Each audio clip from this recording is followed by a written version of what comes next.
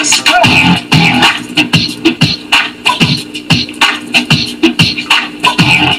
happening, everybody? At 7 o'clock, you know what time it is. It's Motor City Radio time with Sandman. I don't know where the rest of the crew is, but we gonna put it like that today. What up, world? You know one thing for sure, I'm not gonna let y'all down. It's your man, MrSan44Man. What's happening on this Memorial Day weekend? What y'all got going planned, huh? Y'all got that rib ready? Y'all got that chicken ready? Y'all gonna do what y'all gonna do? Hey, we doing what we do best. And Brother Malik, he'll be here in a minute. I talked to Sexy Shekinah. Sexy Shekinah, she's taking a break. She had a hard week this week, so she was being too sexy. Yeah, a little bit. So she's not gonna be here today.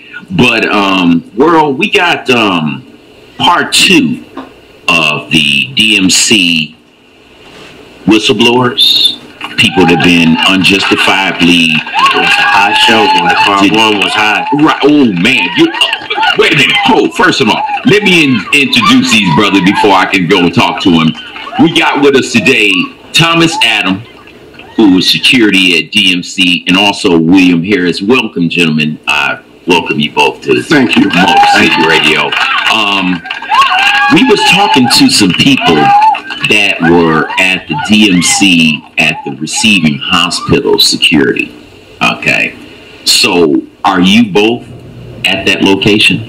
No, we're from Children's Hospital. Okay. So you're from Children's Hospital.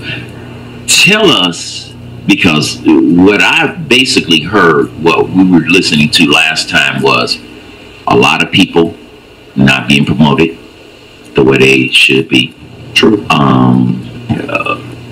Fuckers are coming in, and then all of a sudden you've been working 10, 20 years or what have you, and then here this young white ass boy come in, and then he take your goddamn position, and then you say, what the hell is up with that? So, you know what I'm saying? So that's what we doing here at Motor City Radio, y'all. We're trying to give an exposure to the things that are really, really unjustified in here. I'm going to let these men speak to y'all in just a second, but let me show y'all a prime example of how y'all men just got played. Glenn, they cut me off of healthcare. Blue Cross and Blue Shield.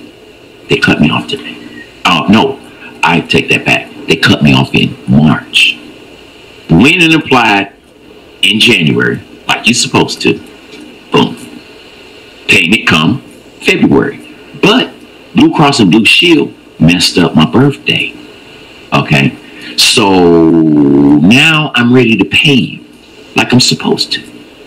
But you can't get paid because we messed up your birthday and we got to give you an affidavit. Now all of a sudden you got to give me an affidavit. Okay, I get the affidavit. I fill the affidavit out.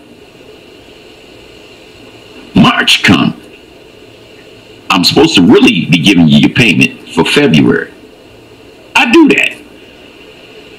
They undercharged me. So I get a bill in May. $1,400 at $429 a month. Okay, I'm paying that. I didn't pay it. Do you realize that I gave them $429 for the month of March, and by them upping my medical insurance by $200 more, which I should have paid them $608. Now I'm cut off because I didn't get the full damn payment. So now what do I supposed to do? Because I can't get no fucking insurance.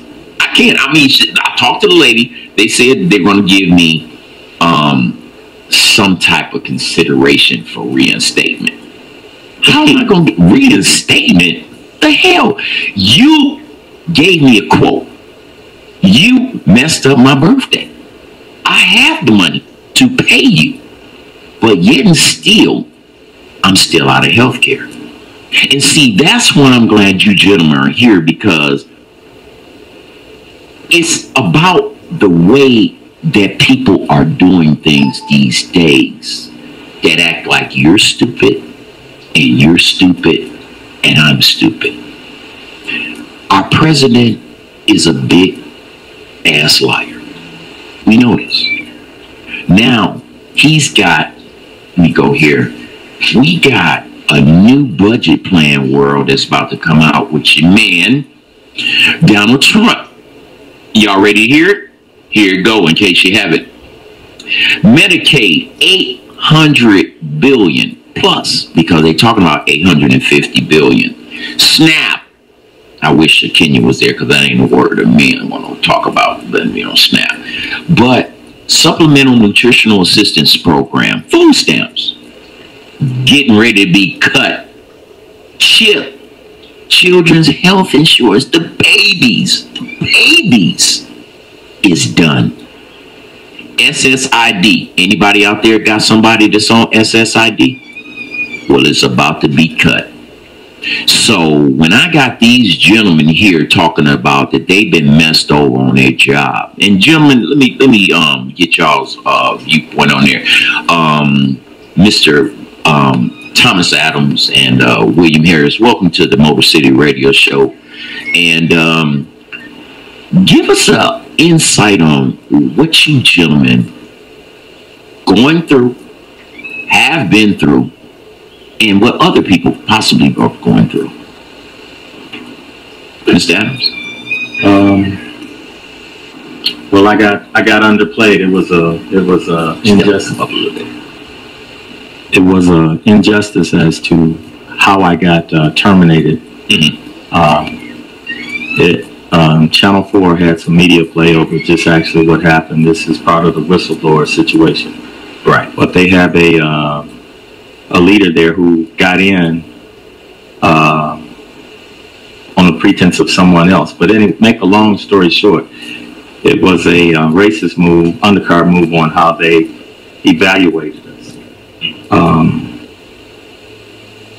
They had a number. Were y'all under that bullshit code that I heard, the 2 and 3? What was it, man? 3 and 4? Yeah. The 3 is this okay. and that. Were y'all under that shit We too? were under that code. Wow. Didn't know. But the bottom line was they wanted people that would speak up like Mr. Harris and I, and a couple of other guys that were radical, and we wasn't for the BS bullshit to some extent. So your record really follows you. And we were the ones that, basically what I can say is that we have to go back to the old school ways of looking out for one another. Sometimes we can be our worstest enemy because of whatever. And we had a unity, the few of us. Sometimes small numbers can make big numbers be better than what they are. That's I'm paraphrasing what it was. So How much that we've been seeing, and ladies and gentlemen around the world, Brother Malik King came into the house. He's in here with us right now, and we're back on we're on the DMC thing. We were just speaking with Mr. Thomas Adams about the situation that he had just went through, and now we want to get a little insight on Mr. Harris, because he looked like he ready to jump off this damn chair. He like, man, I'm ready.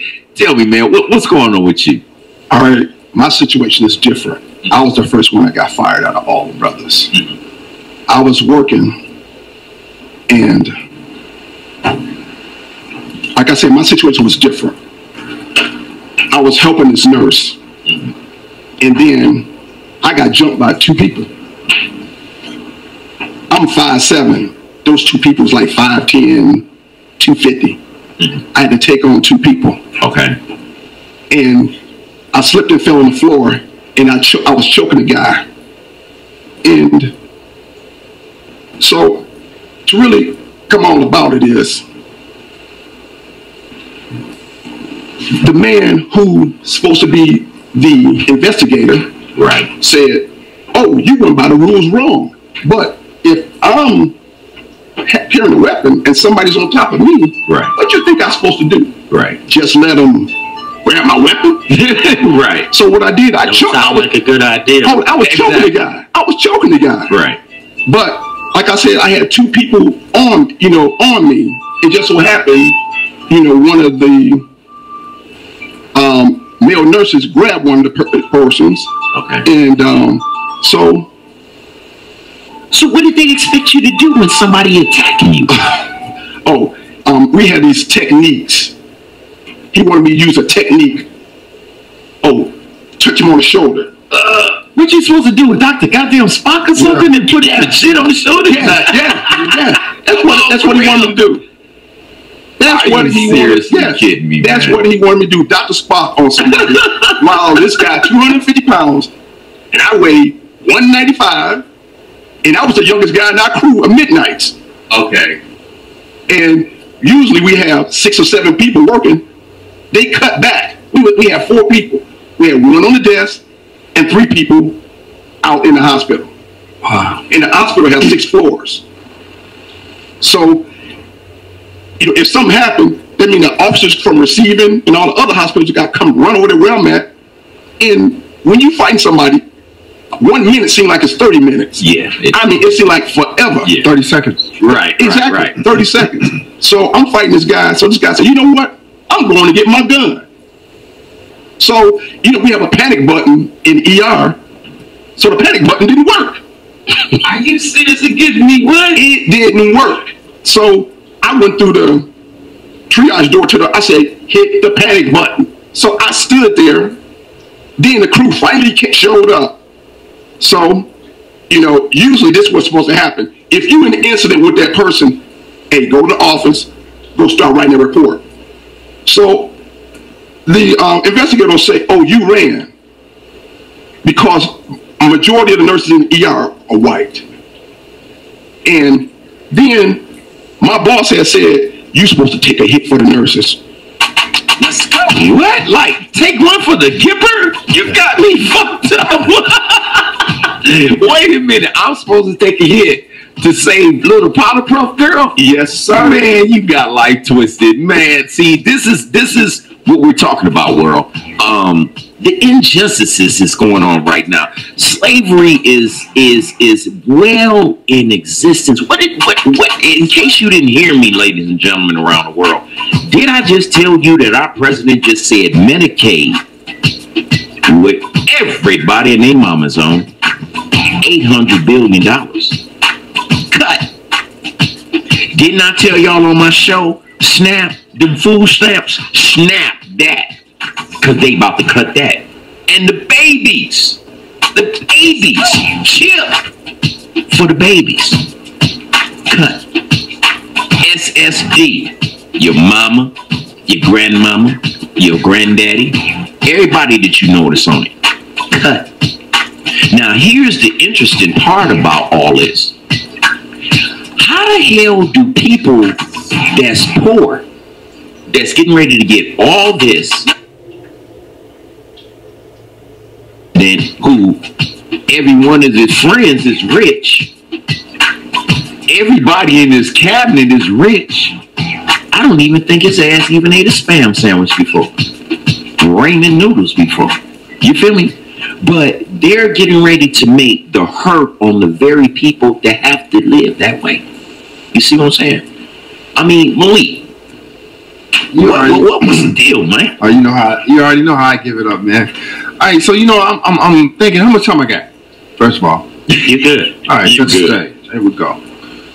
Well, I'll tell you, we don't really have to worry about the Trump guy, man. I mean, for the most part, we have to worry about more so what's going to be stuck in legislation on the Senate side, as well as with the representatives and in Congress in regards to what's going to be stuck there once he's gone. He's about to go. But yeah, but look at his whole panel. His son-in-law now is under federal investigation. Yeah. Well, they all are. You know what I'm saying? I mean, including Pence. I mean, you're not going to be able to get rid of a Trump without getting rid of his vice president. I mean, you're going to have to, because he was the one who was the supervisor of those who were mostly involved with the whole Russian thing, right? Mm-hmm. So, and I'm going to tell you, that's a whole nother show, man, because, obviously we can spend a lot of time on excuse me. So, right.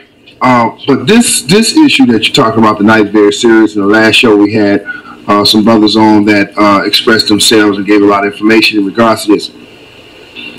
This is what I'm very interested in, because I know that, I'm listening to this brother's story right now. What's your name again? William. Okay, William. I'm Malik. Nice to meet you. I do. You know, obviously, you know, with large companies, particularly hospitals and so forth, they have security and they try to cover liabilities or what have you. So the investigator, he comes in and says, you should have did this, you should have did that to make it, you know, do what they do. Obviously, you know, we've had incidents around the country in regards to incidents with security guards where, you know, individuals were harmed or what have you, and because they didn't know how to handle it.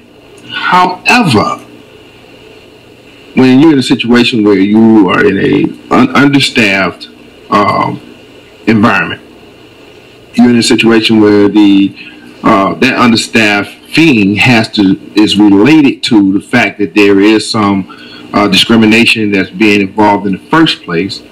The hiring practices obviously are skewed based on racism, things of that nature. Then we have a problem.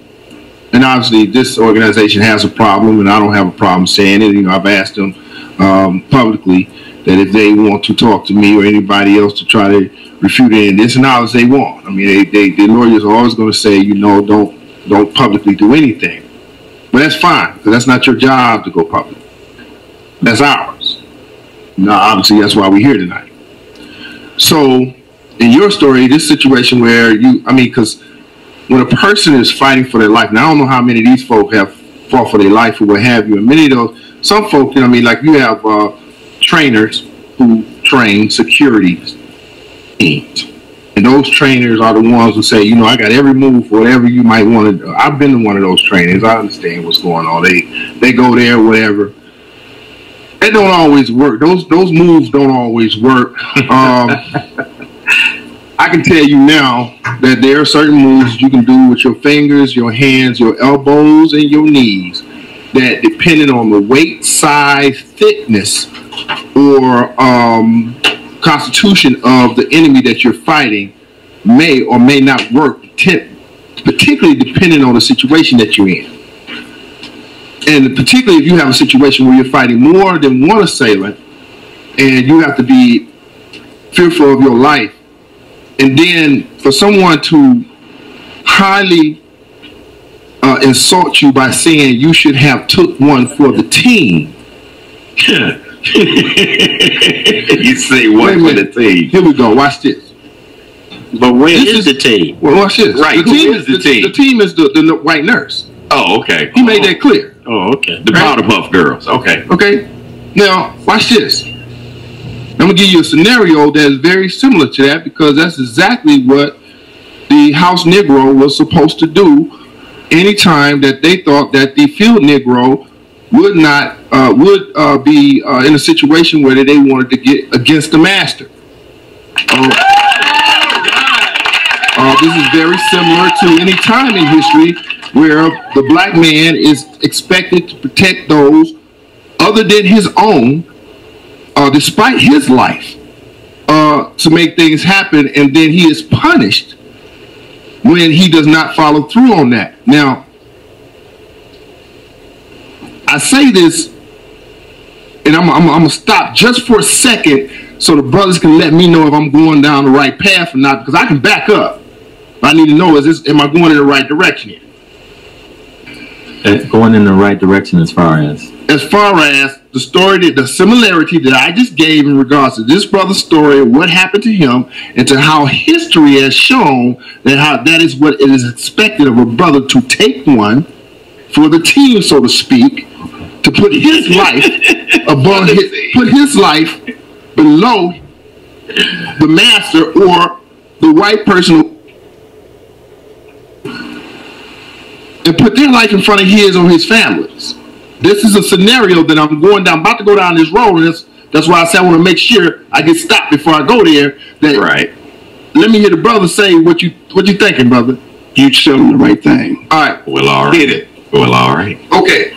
So that being the case, what I'd like to know now is, at the stage that you are now, is there a situation where anyone has ever approached you and said, you know what, maybe we were wrong? Never.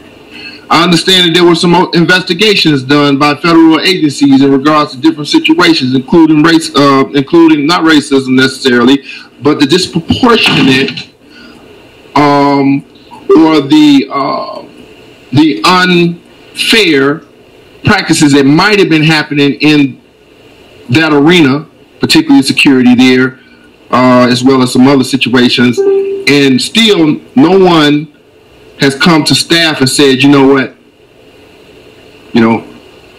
maybe we was wrong. No. Hey, I'm looking at this PPCT/PDTT Defensive Tactics PA 330 Study Guide. Now, y'all remember I was just talking about that, Dr. Spot deal, the suprascapular nerve. The what? The suprascapular nerve. That's what it's called when you hit you right here. Yeah, that's what it's called. And I'm looking at all these, the bronchial flexus, weren't you? This is the protocol list or something like that? Yeah. This is a list that they require. And then the tactical training, they have certain things that they teach you in regards to how to defend yourself by attacking a person at pinpoints. Oh, okay. Yeah. And then at the bottom, it says, knowing is not enough. You must apply. Willing is not enough. You must do. Bruce Lee. Am I lying there? Bruce Lee. I'm telling you, world. And they're serious about it because it takes some real force and strength to actually apply some of those things to make them effective. If you do not, then they're not effective in many cases. And that's why I say it depends on the size and the constitution of the individual or the assailant that you're dealing with, because they may or may not work. I could give you one example, which I can't state specifically who, but I know that there was a guy that was on narcotics. They tried multiple moves on him, multiple techniques on him, and he didn't feel any of that. Just immune to it. So when you're in a security situation or even a police situation, you could try that, but you know what I'm saying? There's no textbook. But I can tell you right now, any time that you're going to lose control of your handgun, anytime, it's time to do whatever you got to do to make sure that doesn't happen, regardless. Because a person who is about to lose their handgun and they are the authority, it's a problem. Things change. Well, isn't it true that if a peace officer loses his weapon, that he's automatic? Yeah, but by the person who took it from him. They're going to terminate the shit out of him. That's about it. He's not worried about no He ain't worried about no goddamn What you talking about if he loses? Well, no. That's my point. If the dude that took it, he's going to terminate. And if the dude that took it happens not to kill him, then his boss going to terminate. 9 times out of 10, though, that pistol is not being taken, or that handgun is not being taken. You got that right. And you still living. But everybody who has a handgun, most people will put it this way. I don't know how many people out there has ever had a handgun taken from them while they was in a self-defense situation. Because I don't think those people can speak anymore. I don't either. But you know what, ladies and gentlemen, this is what I don't understand. These gentlemen risk their life. You just heard what he just said. Trying to protect the little powder puff nurses. But you're putting your life in jeopardy. Okay, now I understand that. But to the same damn degree, I gotta have my life in jeopardy? That's right. That's some bullshit. What? Well, I can say that kind of is a part of the job, and that, I'm just gonna say, just to be fair, this is kind of a part of the job. However, this is where the problem exists, and this is why they really be having the show tonight.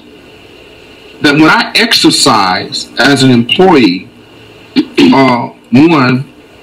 my right in regards to being an employee based on the rules and regulations that set forth in my training, and I have to measure that or compare that to my life and the rules and regulations that go with that, because they're two different things.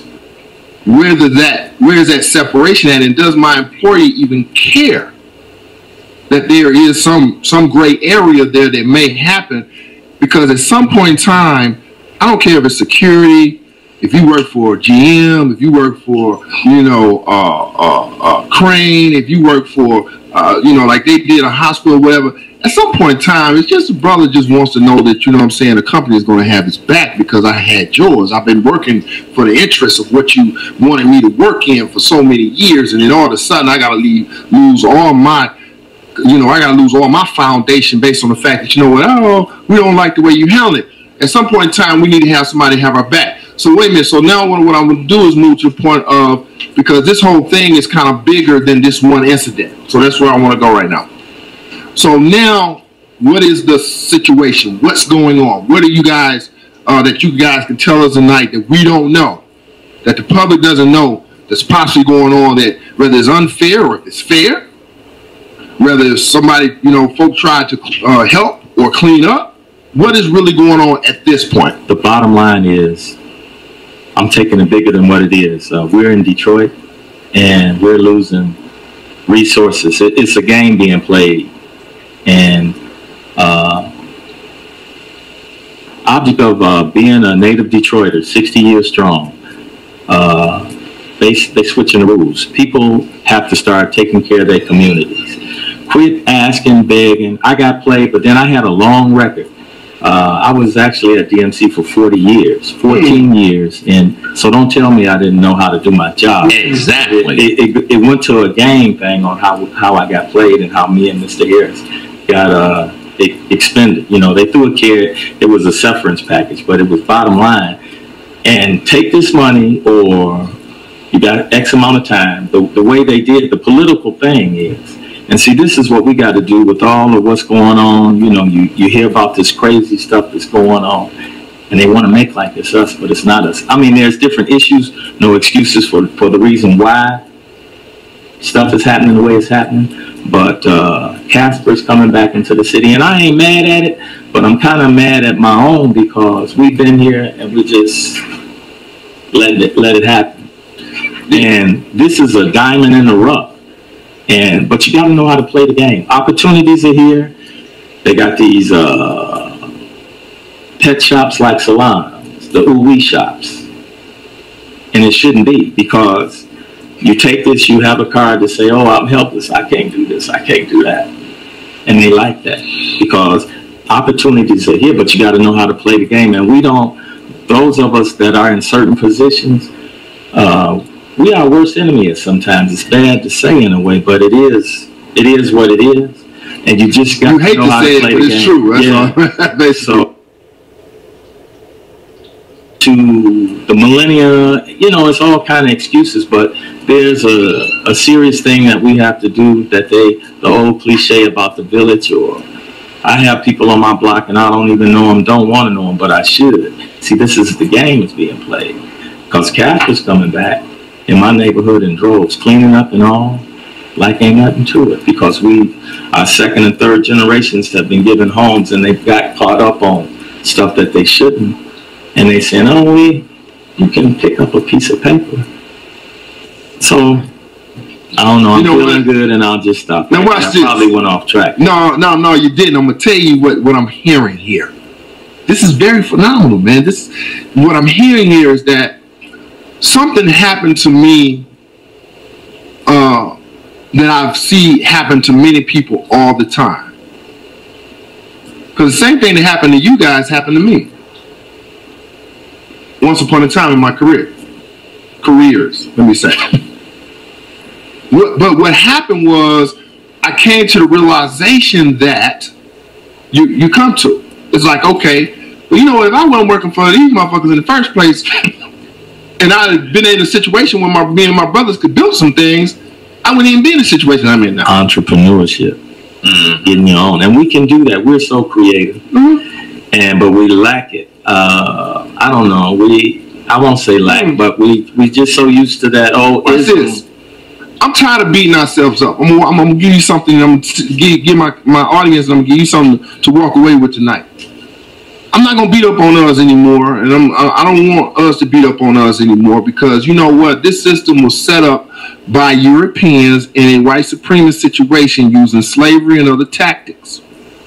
What happened was they used the time in regards to those eras of slavery and post-slavery and Jim Crow and the civil rights movement and all these different time frames. All these years have allowed them to take the time to sit in labs, determine how to manipulate science, mathematics, technology, to make themselves light years ahead of us.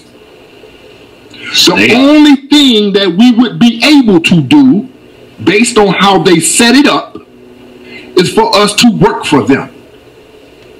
Yes, sir. I'm going to give you a little history that everybody don't get yet.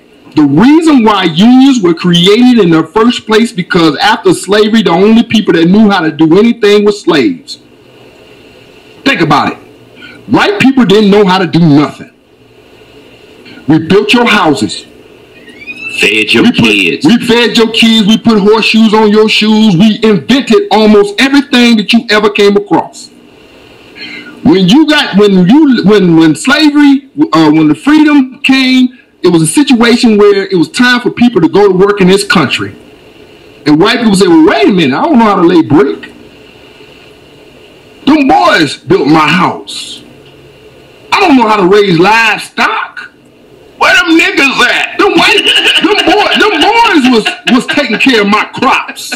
Let's get real with this. Years 100.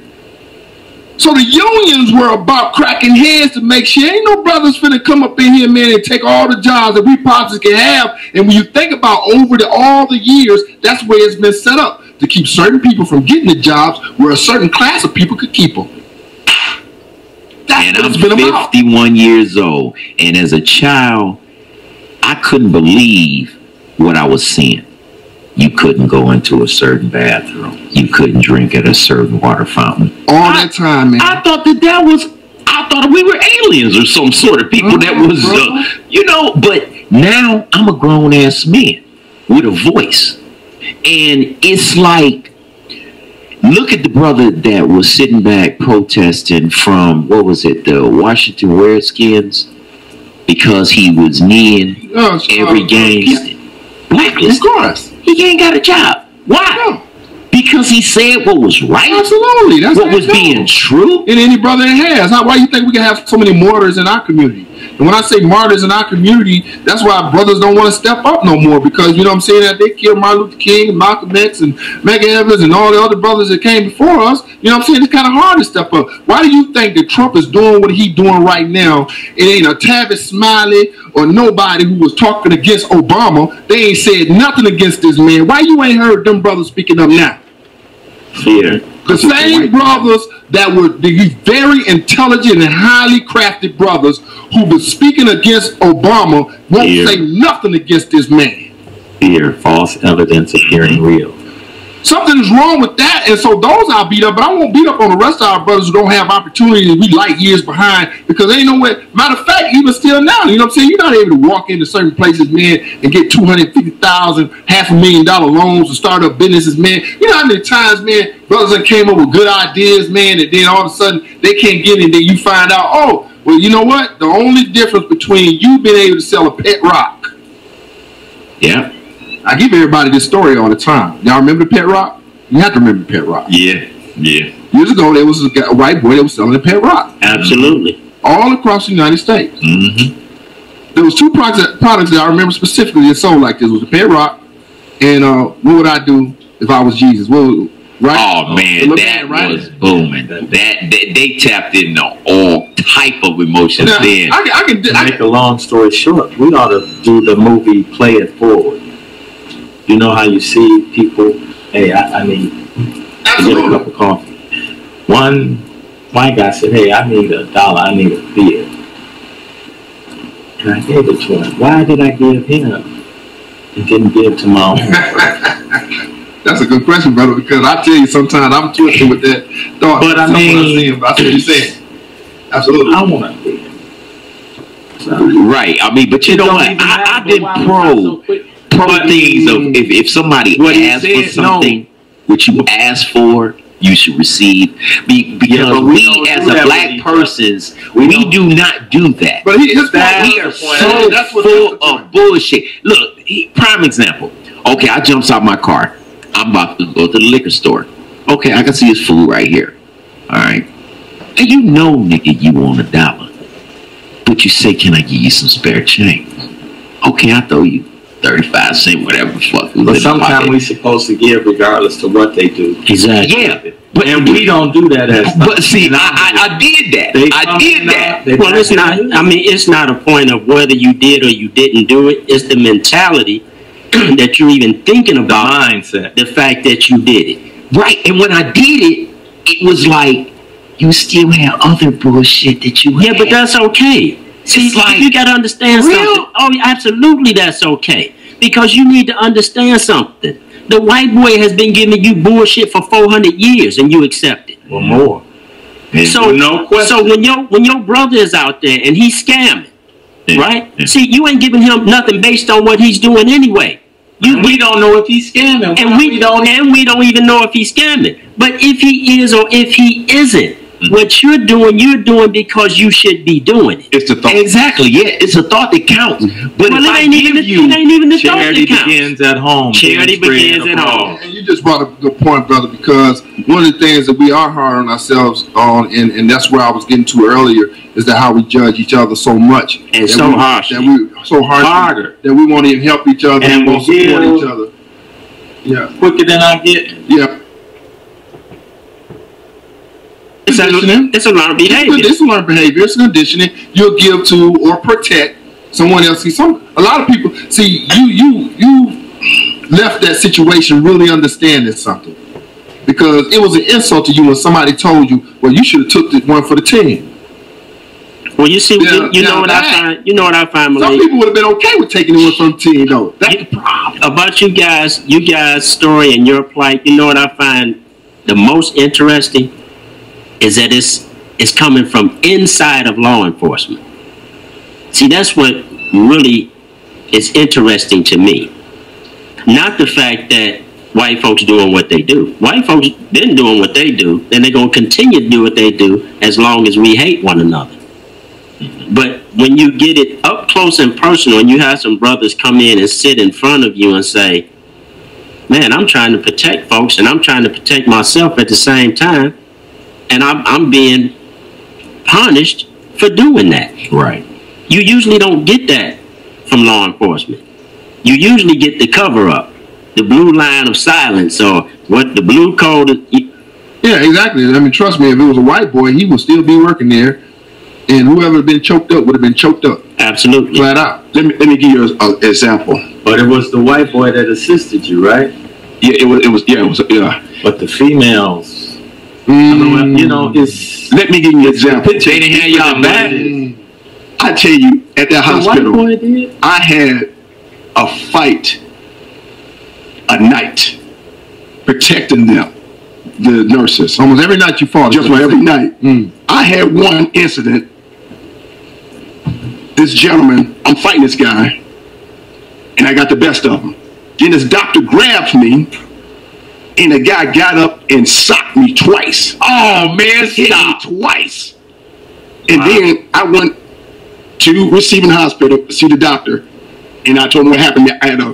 I was jacked up, and I told him. He said, "What? A doctor grabbed you? That should never happen. You protecting them, and he grabbed you, and then the assailant sucker punched you."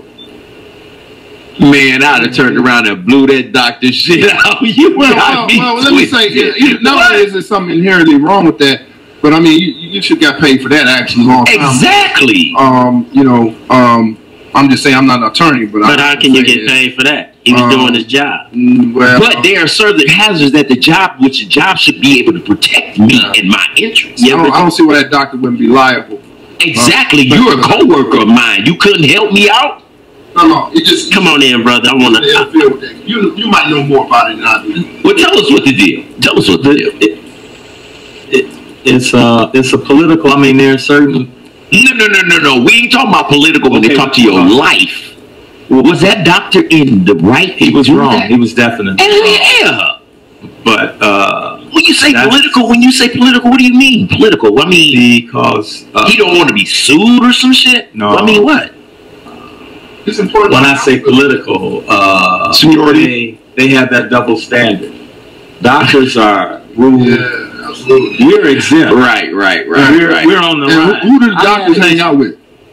Other doctors And lawyers. yes. And who runs the place? I mean, Right. These But I'm saying that even if we're one of the exempt, lawyers we're on the line. Right. That goes back to what I'm saying about there's be where he is now, number 45. But it's because some people said I ain't gonna even.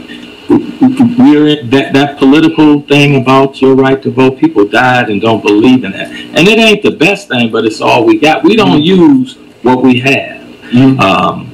This is 50 years. Everybody, they ain't calling what I experienced when I was 11 years old. Right. You can be sued for that now. The riot. No, I'm talking something else.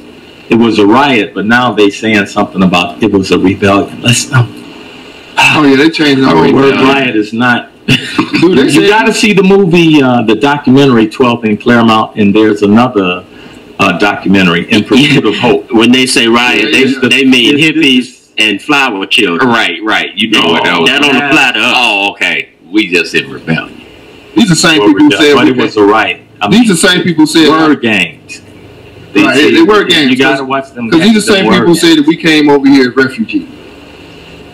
That's the language now. They're trying to say they're teaching our children in high school. You know they're trying to teach that in high school now. I didn't know that. Yeah. Certain cities they're trying to teach in high school that we didn't come over as slaves. We came out as refugees. Y'all don't went crazy. Okay, so what is this?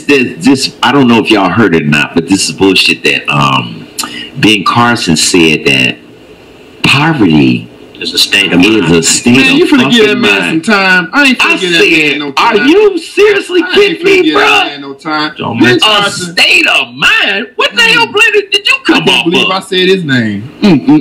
Don't say don't say BC and don't say DP. We got these people. Don't you mean Agent Orange? That are in these positions. You hear me, Glenn? That's supposed to help us. Yeah, but what can we say? But when they don't have our back, and make ignorant statements we like gotta that. Start having. It's no way for a dude like that to help us. It's impossible. This dude is poisoned to the extreme that you and I don't even understand. So it goes back to us on the small level. Absolutely. We're taking so much for granted, but there's so much we can do, just us, right? The way we bonded, and I don't know how far this airwaves. Listen, man, I'm gonna do something. That's what's so I'm gonna do something around the world, outright crazy. Reaching far. I have a first cousin who's retired. He used to be a commander for DMC. All right. Okay. I'm gonna put his name out there because he's my first cousin, and I don't give a damn. Bruce Sewell. Shots out. He is my first cousin. And let me tell you guys something. My great-grandmother is his father's sister. Okay? I had an incident in a DMC hospital. No problem. I know how I can straighten this out. I went to my first. He turned into 45 on me. He turned into Donald Trump on me. Oh no! So I know how deeply rooted, and I know how bad we hate each other. Yeah. We're not talking about my brother like y'all my brothers in this room. That's blood. He's your first cousin, second cousin, or what now? He's actually would be my second cousin. But still, that's family. Right. I mean, the bloodline is thick. Yeah. Okay? But this dude was so brainwashed by these folks he was working for down here. Because I can tell you this unequivocally. His father was a strong black man and did not conduct himself in that manner and didn't teach his son to conduct himself in that manner. When he got inside of that system that you all were working for or are working for, he turned around and he started hating his own people. I've heard him say out of his mouth at our dinner table during a holiday how he would do something terrible to a black man if he caught him doing a certain thing. But see, that's what we got to turn around. I mean, the media, but they do it too, but it's not publicized. It is, but not as much, man. I guess the big point, though, Malik, is if he'll tell me that he'll kill me, what you think he think about you? Absolutely, absolutely. So, and that's the thing, because I did want to finish that just one thought. Damn. That so we don't have to do it for many of us. It's the truth, and that's why I use this name, because it's absolutely the truth. This is how true it is, and it hurts. This is how true it is. Coming out of slavery, man, with this post era that we still really are in. You know, once you get a nice mortgage and a nice car note, think you arrive. Pay insurance and stuff like that. Anything that threatens that is going to cause you to go against your natural instinct. Your natural instinct should be to protect your family and your people. But that could turn around because, you know, well, hey, the person who controls the paycheck, because you obviously have to work for somebody who's light years ahead of us. And so they threaten to take that from you, or you feel threatened, feel that might be taken away from you. Your whole psychological framework is going to change. And so the one who was your brother, who was your friend, who was your sister, who was your family, you'll turn against them. And you will abide by the laws and loyalty of that slave master because he's paying you those dollars. And you know what? To say that, you remember Stephen A. When he made that comment on the air about what it was, and then they took his ass straight off the air, say, "Nigga, calm down, because you might get fired." See, we here at Motor City Radio, we say what we want to say. We getting it out there.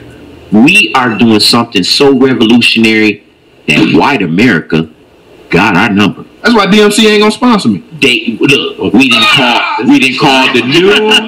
Look, we didn't call the news. We didn't call y'all and told them that the news was coming. Hey, anybody that's black, that's under a contract of white America, you know damn well you can't say what you want to say. And Spike Lee, if you still want to make movies, you know you got to dance. What's my young brother, Nick Cannon? Yeah. Cannon ain't go for that shit. See what I'm saying? And then what happened? No. Different generation. America Got Talent. Get his ass off there. But he still got his own money in his own show. And who they got? They threw that white boy Daly, Carson Daly on there? Yeah, but you got to understand something. That's the whole purpose. You're supposed to be corporate America is corporate America. I don't give a damn if it's DMC, Motown Records, the folks that make Paramount movies. NBC, it don't matter. It don't matter. They run by a structure. Yeah, it's a vicious game. It's a vicious game. Yes, sir. And this is why we have to start to build our own platforms. There you go. To say what we want to say, do what we want to do. Exactly. Because guess what? They killing us anyway. So we can't. If you got that mindset that if I don't say that, they might not kill me. Well, Right. you're wrong. Right. So you might as well get killed saying the truth. Tell them, go ahead. History. Exactly. The word history. His story. The other day I had to pay a ticket. I was at 36th District. It was May 24th. Does anybody know what May 24th was? Whose birthday that was? Okay. Well, anyway, I'm a birthday freak. Malcolm X, right? No, Malcolm X was May 19th. May 19th. Yeah, that was Malcolm X. Coleman Young. Oh, He goes into the court center. You know, put some honeys up in there. And I said, hey, y'all know whose birthday it was? Sister say, Hattie LaBelle. Oh, hell. White boys say, I said, no. I answered, I said, no, it was Coleman Young. That racist. Wow. I got on. I said, how old are you? 30. You go, how you know what? I want to know where the Cougarans at. I said, ask white people whatever it was. The Cougarans. Can you spell Cougarans? But still, again, he knew, he read. We don't read. We don't If you want to get some past a black man, put it in the book. That's what they say. But here's the thing. I checked him. I said, since you know him, do you know who Kobo was? That was the most crookedest. That's what the issue was. He wasn't no good. I said, no, he was the best thing this city had. I said, you want to know the real gangster? That was Kobo. And who went to the penitentiary. Who went to the penitentiary. And he was the mayor of the city of Detroit. Absolutely. We got a Kobo thing. And see, they trying to bring issue since they bringing Joe Lewis down. See, they want to wipe anything that we've done, like DT trying to do with President Bush, anything they put on. But the big picture, what blew my mind was that we don't, I mean, how he gone, and he was thrown, and so the sisters hurried up and said, ooh, it's about to get racial. But see, man, it's, pay my ticket and get me out of there. I was upset that he knew, and then he didn't even, well. He wasn't even born during that time, he knew. He knew about a black man. Right. And he wanted to throw mud on it. Now, this ain't nothing but sisters, and he was just like the little... Well, there's no reason. It's no reason for a white boy to know about a black man unless he's going to throw mud on him. Right. Well, there's no other reason. Why don't we know about them like they know about us? Because you have to understand something.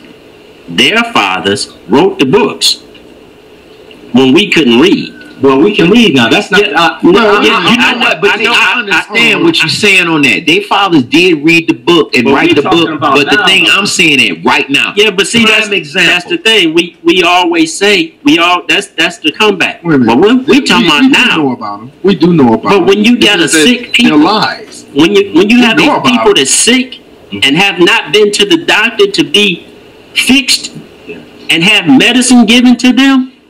See, we still sick, man. Right. We are still sick. Talk to me, William. What's up, man? Also, they read the playbook, How to Be a Black Man. And, and that is the truth. They look here. So they're not the only ones sick, though, brother. I mean, we're not the only ones sick, though, brother, because, see, that's one of the problems that we have is that we don't acknowledge that they're sick. Their sickness is inherited, and it's very deep. Right. And it comes from a level that should be on them. It comes from a level of evil that never existed within our race. Period. But you know what? It just wasn't like that. So watch this. With that said, I wanted to go back to the comment when I said that, I don't want to just beat ourselves up so much or blame ourselves so much because, again, we're not the ones who are truly sick. It is the other one who did it. If you look at all the pictures of all the hangings and all the burnings and all the rapes and all the killings of our people by another people, that wasn't us doing that. That was not our sickness.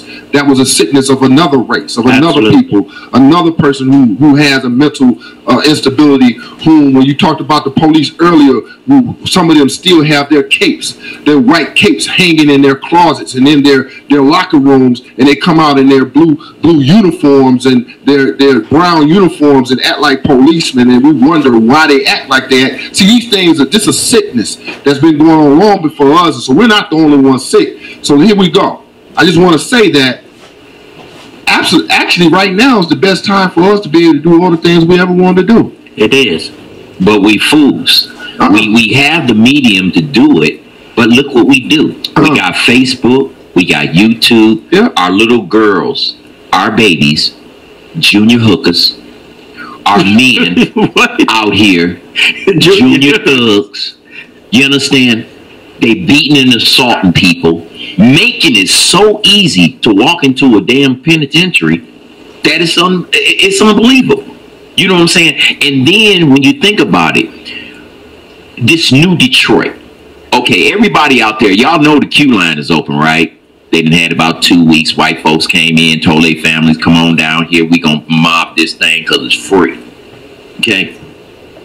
I seen more white people standing in line to wait to get on that train from the boulevard to downtown Detroit than I ever seen white people in the city. That's because they all got CCW permits. Not only that, what need we got for it? and the brothers ain't got no need for that. But look though, yeah, it may not, but it's a new medium for them. It's a purpose. Oh, we can jump on the true queue line. I got my briefcase. I didn't have to drive. It's going to drop me right off in front of CompuWare.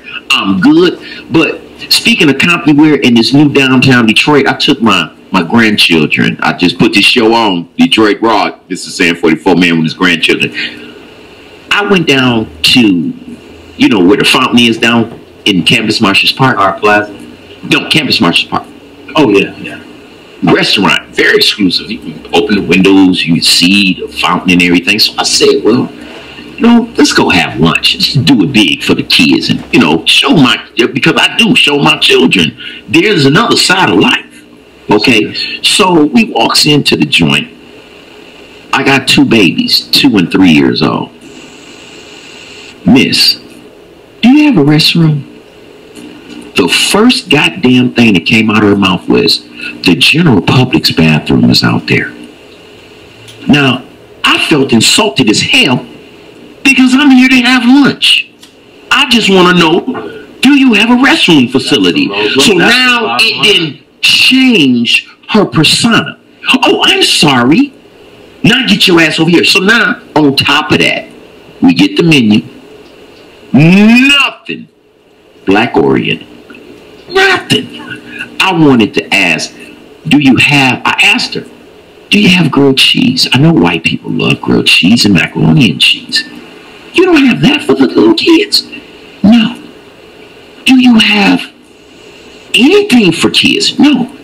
So my grandson, and I love him to death, Fab me down there in Florida, just touched down today. I love my grandbaby, 3 years old. He said, I ordered some fries. Let's just get some fries. Forget it.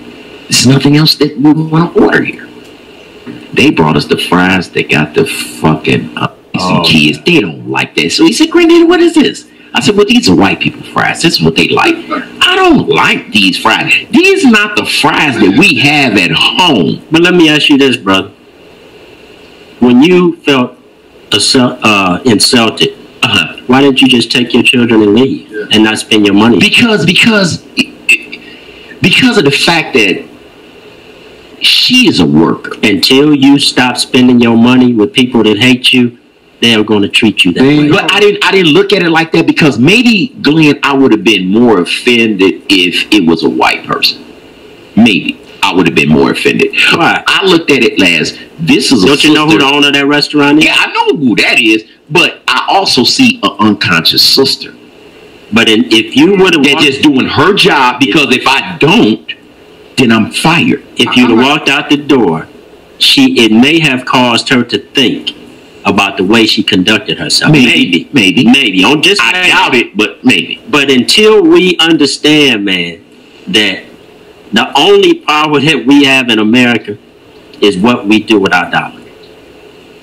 Everything else, we have no power over. Yeah, you're right. And that has to do with a certain conscious level of consciousness that you have to know what to do with your Well, dollar. you know, I had to force myself. I had to force myself, man. You have to do that. You have to force yourself. At first, it hurts. It's like practice. Yeah, it's like you get to the point. Yeah, you frustrated with it. Yeah, but if you keep doing it, it'll become habit.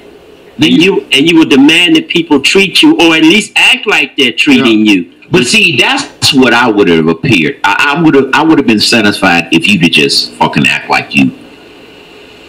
It wasn't the fact that I was begging you for anything. I could afford it.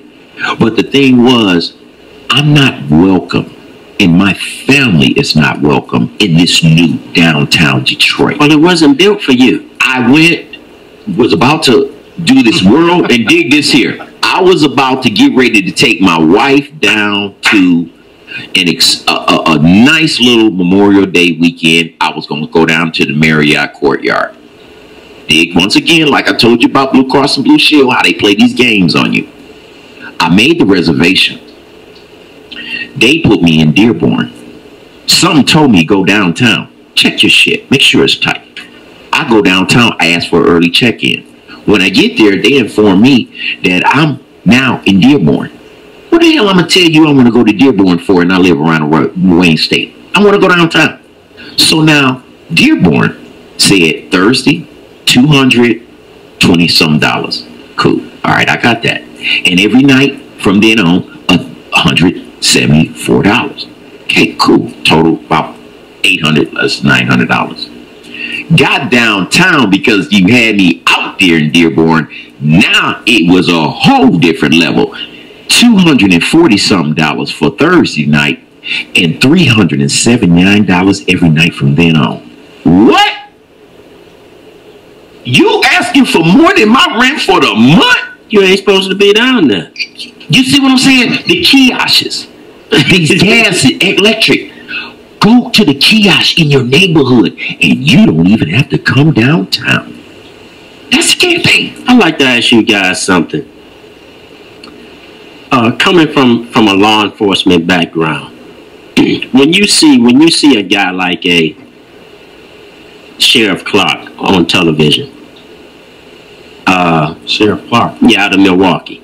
Oh yeah. Okay. When you see a dude like that who is supposed to be, a upstanding guy, pillar of the community, officer of the law. When you see a guy conduct himself like that, from that level of law enforcement, how does that make you guys feel? If you have any feelings about it.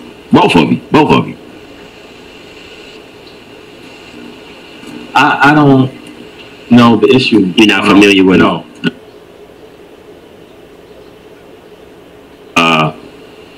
Black Republican. Supportive of Trump. He just announced that he will be taking a job as the head of Homeland Security. Yeah. Right. And oh my gosh. I tell you what, man, before I mess around, man, and just get irritated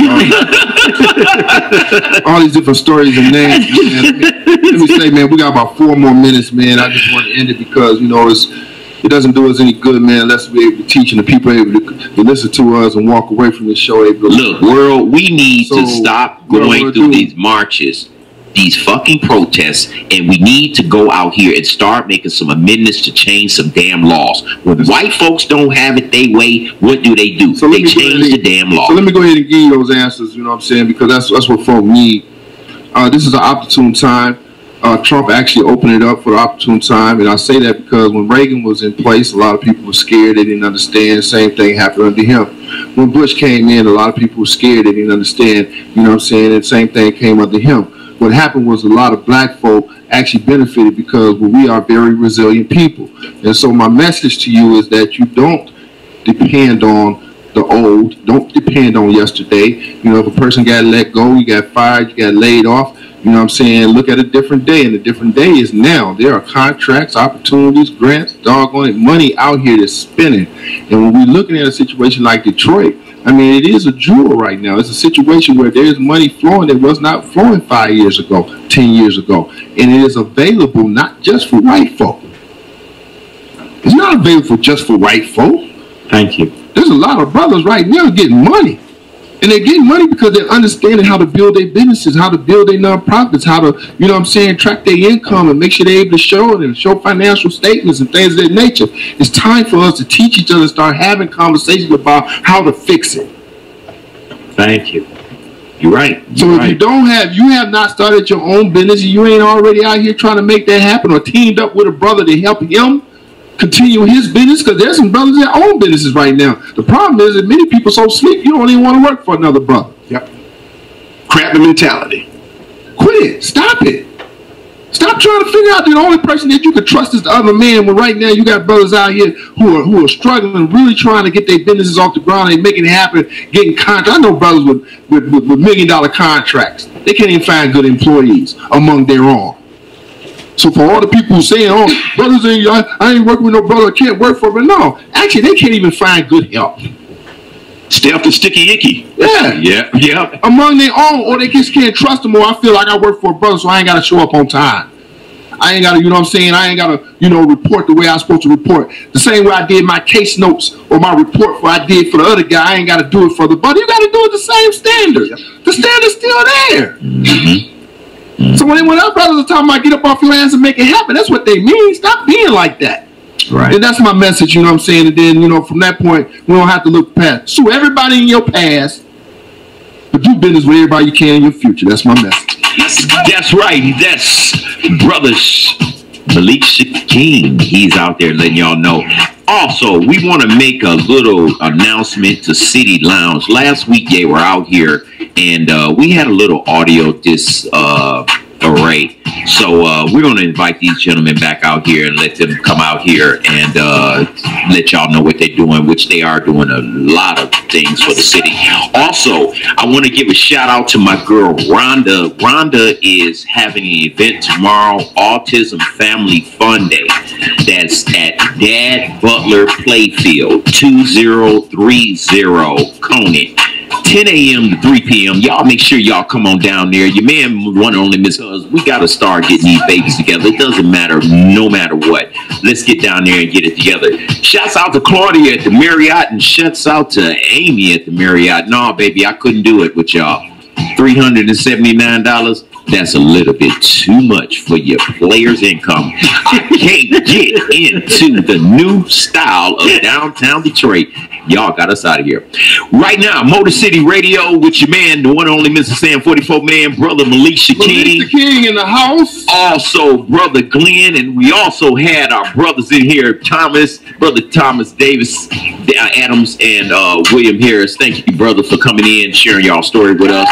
And we look forward to seeing more people like y'all coming up and getting supported by us, Motor City Radio. It's your man, the one and only MrSan44Man. We are out of here. Y'all have a good Memorial Day, and we'll see y'all next week.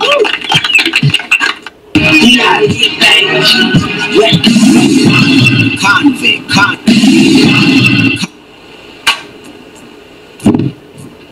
Let's go. Sandman, I'm gonna get you. Tess, something you got moving over there that's making noise. What's up? What's up? You're locked in again to Motor City Radio, live on the Vent Radio Network. And here's your host, Sexy Shakenya. Good evening, and welcome to Motor City Radio. This is Sexy Shakenya in the house, and I'm chilling with my brother Malik the King. What up, dog? What up, dog? Malik in the house. And MrSan44Man. What up? It's your man, the one and only MrSan44Man. Hey, y'all enjoying this nice day today? Can y'all hear me? Because it sounds like it's Can y'all hear me? tapped out a little bit, something crazy. Hey, wow, it's live. Y'all know shit happens. You know what I'm saying? I'm good. Okay, well, we in the house. What's on the table today? We got a lot going on. You know, we've been promoting this show all week long, and people been chiming in, tuning in, or in my DMs, sliding all in my DMs for this show. I wish they were sliding in my DMs for something else. But they were sliding here because we got fellas from the Detroit Medical Center here. That's right. And we about to blow this thing wide open because there's a lot going on, and this is very dear to my heart because y'all know I was in the Detroit Medical Center damn near most of my life, and I got family there, people still there, people that has left, and this story just kind of hit home for me. So shout out to my homeboy. Should I say his name? Say his name. That plugged us all together, but he know who he is. But for the most part, we gonna get right into this show. We ain't gonna hold him up too much longer because you good down there, man? I told you about being down there. Yes. Let's start with some introductions. Who do we have in the house today? We're going to let them introduce themselves. Who we got over here in the corner? Derek Rushing. Hey, Derek Rushing. Who we got over there on the side? Ken Daniels, better known as Onk. In the house, yes. How y'all gentlemen doing? Yes. We're doing fine. You know what? I want to say thank you. Oh. This is truly a blessing for be before you today. Oh. Discuss this issue. Yeah. Well, we're going to get started with that then. What is the issue? The issue at the DMC is the assaults that take place there. Get close to the mic, baby, because we want people to hear what you got to say. This is very important. The assaults that take place at the hospital, and also the racial codes that we discovered at the hospital for white and black. Okay. Racial codes. Racial codes. It is code 3. Okay. Is for white. Okay. Code 4 is for black. And how do they use these codes, if you don't mind me asking? They use these codes in a form of hiring individuals. And if you, let's just say if they don't want you, and they say you're code 4, you're not going to get hired. Oh, that sounds a little illegal. Wait a minute, isn't that a little bit of racial profiling shit? It sounds a little bit illegal to me, you know what I'm saying?